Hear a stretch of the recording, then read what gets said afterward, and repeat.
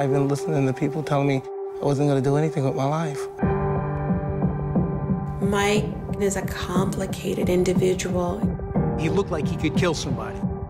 Mike Tyson was called the baddest man on the planet because he was the baddest man on the planet. I was terrified by that brother. He was a money-making machine. I never knew what Tyson I was going to get. His was the most recognizable face on the planet. More than the Pope, more than Queen Elizabeth, more than the President. There were three black men who ruled the world during this time. It was Michael Jordan, Michael Jackson, and it was Mike Tyson. And everybody wanted to be Mike. The only question was, which Mike do you want to be?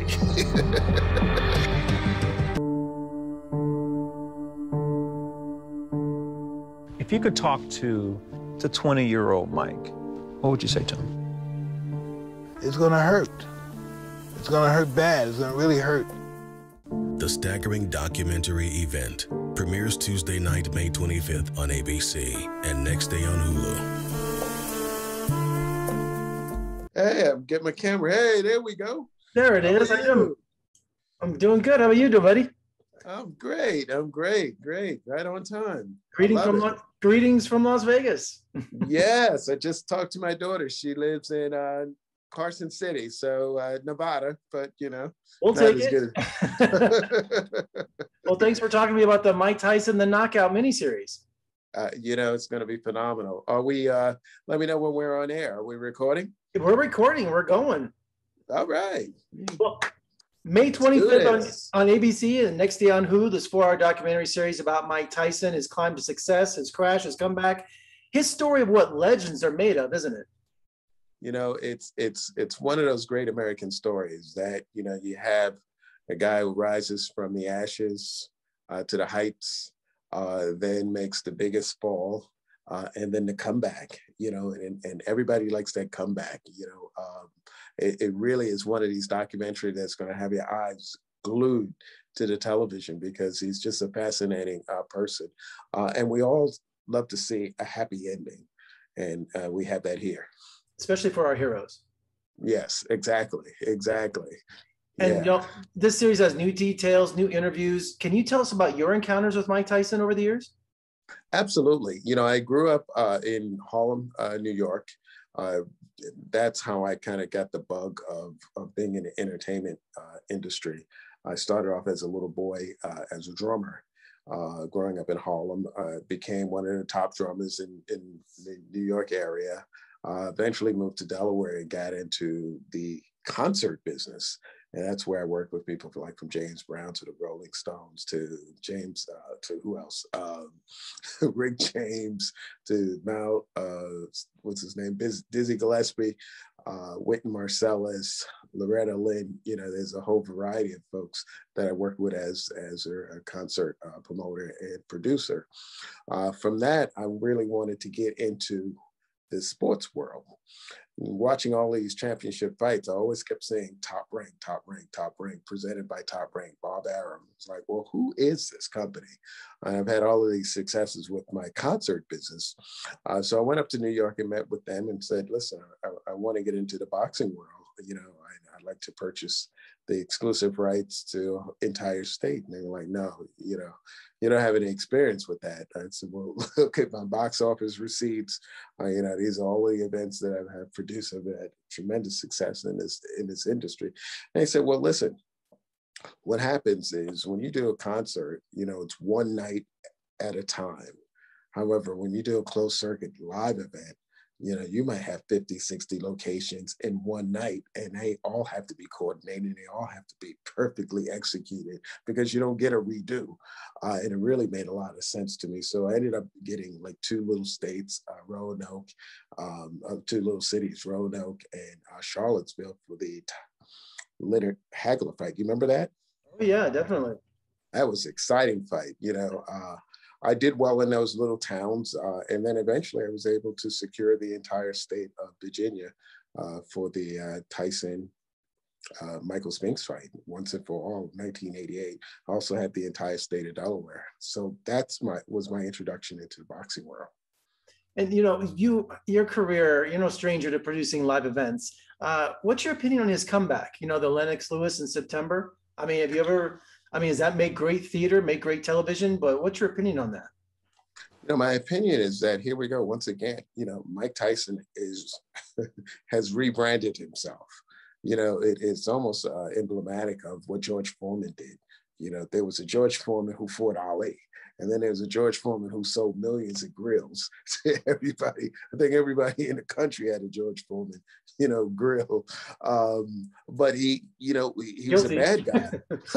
Exactly. I think people have more than one. That's the thing. Households have more than one.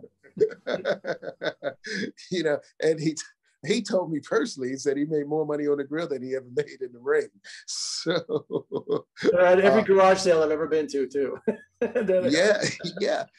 And I own the rights to about 4 states when he fought. It was George Foreman versus Evander Holyfield. That particular fight, I know, kind of going on a side note here, that particular fight was huge as well. And I was awarded the rights, the exclusive television pay-per-view closed circuit rights to Illinois, Virginia, Washington, D.C., and Maryland, those states. So I worked with George, on a regular basis, and he was just hysterical. But to watch him, even with that fight, how he kind of rebranded himself to be a lovable guy. When he fought Ali, everybody hated him. Mike Tyson has done the same thing. He has become a beloved figure. And I think this fight that he has coming up with Lennox, I think is going to be very exciting. I think people can't wait. The last fight did extremely well with the pay-per-view numbers. And I think this will do the same thing. So, he's on to something. And I commend him.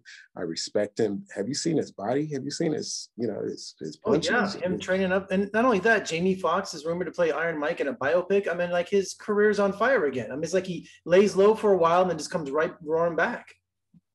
Yeah, I mean, how many times do we see that in history? We, not too often, not in a sense where the guy is at the top of his game again. I love how you quote. Oh yeah, and I love how you quote in the documentary. There are 3 Mikes: Michael Jordan, Michael Jackson, and Mike Tyson. It's like, which Mike do you want to be? I mean, just talk about the triple threat. I mean, you never see something like that in your lifetime. No, but you didn't answer the question. Which Mike did you want to be? Oh my gosh, well, I'm not much of a sports fan, so it's funny because I grew up in Las Vegas, born and raised, so in the 70s and the 80s, it was all about boxing here. I mean, we're the boxing capital of the world. I'm still waiting for our Hall of Fame. We still don't have it here, right? But when I was a kid, when I was in college, I mean, it was an event to watch Tyson, to watch Holyfield, to watch all of these incredible fights going on and checking out the celebrities around ringside, and to this day, if there's a boxing event going on in Las Vegas, it's a big deal. But I identify mostly with Michael Jackson. Yeah, I have to. I mean, he was like one of my idols. I high school and everything, Jackson 5 cartoons growing up. So I'm a Michael Jackson guy. So I can see you moonwalking in a boxing ring, I could never moonwalk. No, I'm too clumsy. But yeah, I'm a big boxing fan. So, but do you think like UFC and MMA? Do you think that's taken the spotlight away from boxing? It seems like it's just kind of stole its thunder. It's a new day. We have the internet.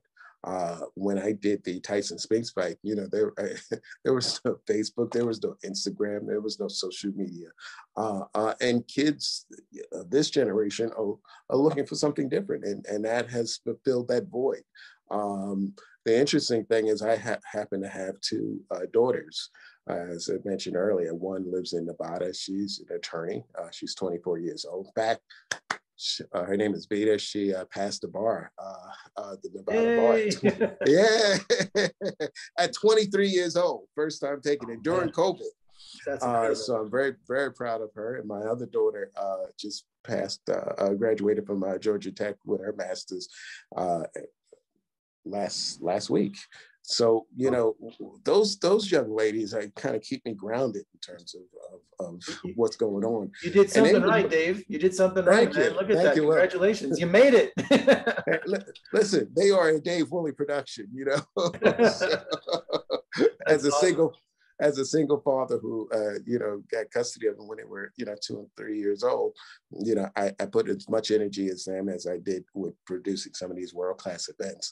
However, going through my old scrapbook at home, and they, would look at it, and I had pictures of me with Tyson, and, old newspaper articles that are now brown, and they look at, all right, cool, Dad, all right, we're ready to go. It didn't mean anything to them. It was like, do you know what this is? Like, this is your daddy. And because it happened 10 years before they were born, it didn't mean anything to them. So what's exciting is this documentary. By the way, make sure everybody, you guys tune in Tuesday, 8 o'clock Eastern Standard Time. Mike Tyson, The Knockout. You don't want to miss it on ABC. However, if you do miss it that night, the following night, it will be on Hulu. Part 2 will be June 1st. Once again, same time, and that will also be on Hulu if for some reason you're unable to watch it. But, my daughters have become so excited over this documentary that their friends are tweeting about it, that they're on Instagram. So all of a sudden, Mike Tyson has reached a whole nother demographic of people, and he's probably more popular now than when I was producing in 1988. The last time he was in Las Vegas, he brought his one-man show here, and it was sold out, so the man keeps surprising you with his acting roles and returning to boxing and everything. And he's just an amazing sports figure. He really is, and an inspiration. So, Dave, thank you so much for joining me today and your insight on Mike Tyson and this incredible documentary. And, come visit us in Las Vegas, man. We'd love to have you. Well, I just need a reason. And I got 2 reasons now, my daughter and to come see you. So, listen, this is going to be very exciting. I'm excited ABC reached out to me to be part of this event. And I can't wait because I haven't seen it even myself. I saw the trailer, obviously, that I'm featured in, but I can't wait. So it's going to be exciting. Get your popcorn, guys. Sit back, get your kids. Definitely will entertain. It's the least it'll do, yeah. Oh, your eyes will be glued to that television. And awesome. It's just going to be an exciting night. Thank you so much for this opportunity, and congratulations to you on your wonderful show and all your viewing audiences. Do a great job, my friend. Thank you so much, Dave. Take care, and we'll talk again soon. Thank you. God bless.